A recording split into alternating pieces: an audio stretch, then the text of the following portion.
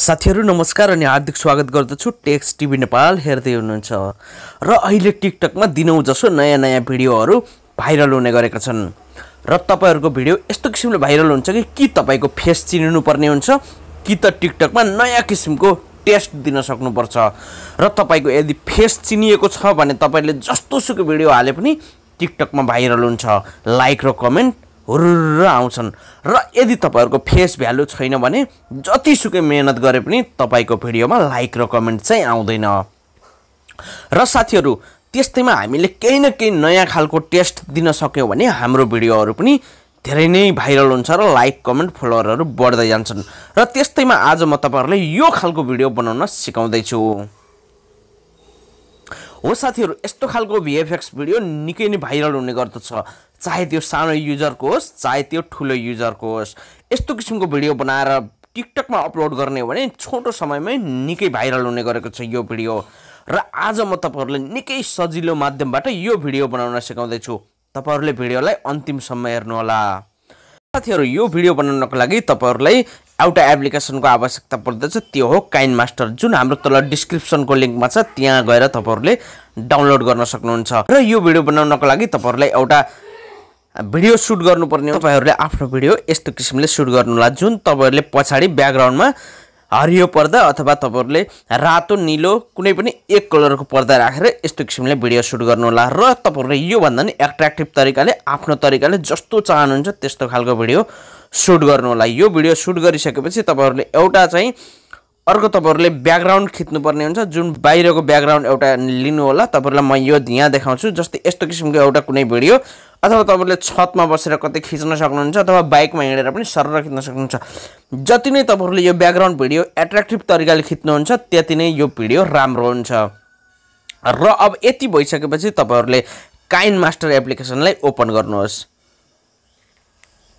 KineMaster application open गरिसकेपछि यस्तो किसिमले खुल्छ र यहाँ प्लसको आइकन छ यहाँ तपाईहरुले क्लिक गर्नुहोस् र यहाँ 916 मा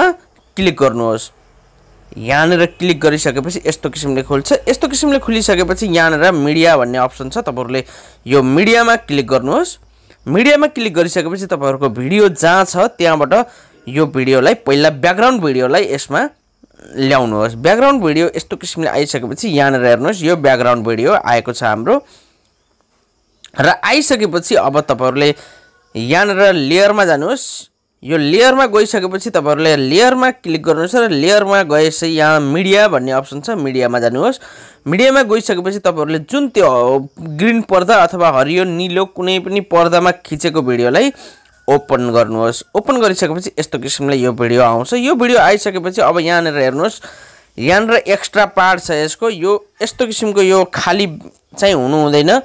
र यसको लागि हामीले यहाँ क्रपिङ भन्ने अप्सन छ यहाँ तलपट्टि हेर्नुहोस् यहाँ तलपट्टि गएर हेरिसकेपछि यहाँ क्रपिङ भन्ने अप्सन छ यसलाई ओपन गर्नुहोस् र यहाँ तपाईहरुले अब यो ठाउँमा छोपेर यसलाई माथि सर्काउनुहोस्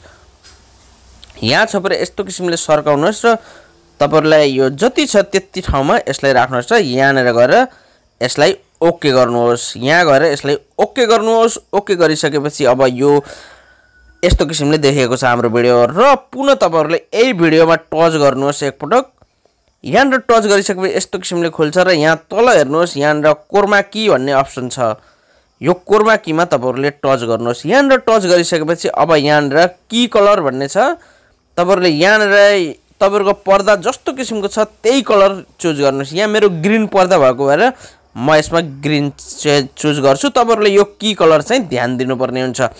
र यति गरिसकेपछि अब तपाईहरुले यहाँ इनेबल भन्ने अप्सन छ यहाँ गएर यसलाई इनेबल गरिदिनु इनेबल गरिसकेपछि हाम्रो भिडियो यस्तो किसिमले हटेको छ अब तपाईहरुले यहाँ दुईटा यो ठाउँ छ यसमा गएर तलमाथि गराएर घटाई बढाई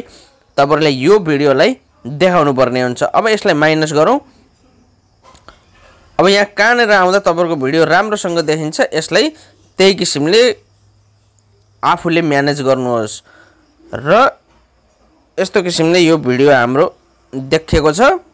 देखिसकेपछि अब यो भिडियोलाई थोरै बढाउँ है यसलाई अलिकति ठुलो बनाउनुहोस् ठुलो बनाइसकेपछि यस्तो किसिमले खुल्छ बन्छ यस्तो किसिमले बनिसकेपछि हाम्रो भिडियो यो तयार भइसकेको म एकपल्ट प्ले गरेर देखाउँछु तपाईहरुलाई यो भिडियो यस्तो किसिमले चल्छ तपाईहरुले यो जुन ब्याकग्राउन्ड भिडियो जति नै एट्र्याक्टिभ तरिकाको राख्नु भएको छ यो भिडियो त्यति नै राम्रो हुनेछ अब यति गरिसकेपछि साथीहरु यो भिडियो हाम्रो तयार भइसकेको छ अब तपाईहरुले यहाँ शेयर भन्ने अप्सन छ यहाँ हेर्नुस् यहाँ शेयर को अप्सन छ यहाँ गएर तपाईहरुले यसलाई शेयर गर्नुपर्ने हुन्छ र यहाँ एक्सपोर्ट गर्दिनुस् तपाईहरुले 720p मा यसलाई एक्सपोर्ट गर्नुहोस् एक्सपोर्ट गरिसकेपछि यो हाम्रो ग्यालरीमा जान्छ र ग्यालरीमा गइसकेको भिडियोलाई तपाईहरुले लगेर कुनै पनि टिकटक साउन्डमा लगेर राख्न सक्नुहुन्छ र यति गरिसकेपछि तपाईहरुको भिडियो निकै नै भाइरल हुने गर्दछ र यसमा एक्टिङ अभिनय आफ्नो क्षमताले जस्तो भ्याउँछ त्यही किसिमको कुनै न कुनै नयाँ खालको टेस्ट गर्नु होला र साथीहरु यदि तपाईहरुले ब्याकग्राउन्ड फुटेज तपाईहरुलाई बाहिर खिच्न गाह्रो भयो भने तल डिस्क्रिप्सनको लिंकमा छ त्यहाँदेखि तपाईहरुले डाउनलोड गर्नु होला र त्यही ब्याकग्राउन्ड भिडियोलाई युज गर्न सक्नुहुन्छ भन्दै आजको लागि यति नै हाम्रो अन्य भिडियोहरु हेर्दै जानु होला हस्त नमस्ते।